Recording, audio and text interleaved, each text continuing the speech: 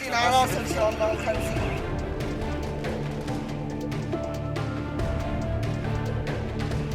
Syria में आधी सदी से भी ज्यादा समय तक असद परिवार का राज चलता रहा। 1970 में पहली बार बशर अल असद के पिता हाफिज अल असद तख्ता पलटकर सीरिया की सत्ता पर काबिज हुए। इसके बाद सन 2000 में उनके उत्तराधिकारी बशर अल असद सीरिया के राष्ट्रपति बने, लेकिन अब उनका काम तमाम हो चुका है और नौबत ऐसी आई कि उन्हें देश छोड़कर भागना पड़ा।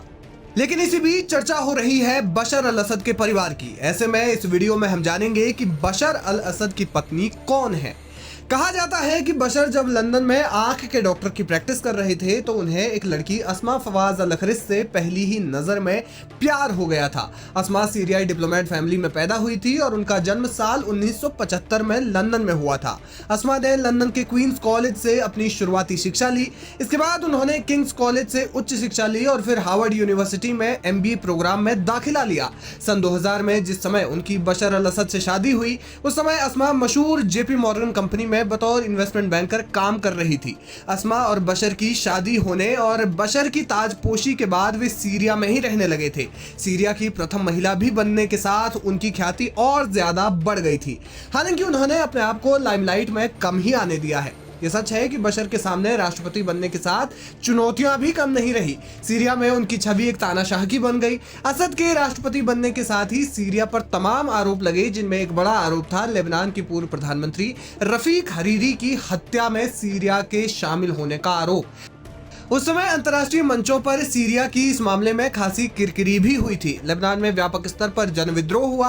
हालांकि सीरिया ने इसमें वही किया जो आमतौर पर कोई भी अन्य देश ऐसी परिस्थिति में करता है, हत्या में शामिल होने से इनकार। क्योंकि बशर उच्च शिक्षित व्यक्ति थे तो उनकी सत्ता संभालने के समय लोगों को उनसे उम्मीदें थी कि वे सीरिया के नागरिकों के हितों के लिए कुछ क्रांतिकारी या निर्णायक कदम उठा सकते हैं, लेकिन ऐसा कुछ नहीं हुआ। उल्टा उनकी छवि और खराब होती गई। हालांकि ऐसे समय में उनकी पत्नी ने उनकी छवि को सुधारने में एड़ी चोटी का जोर लगा दिया।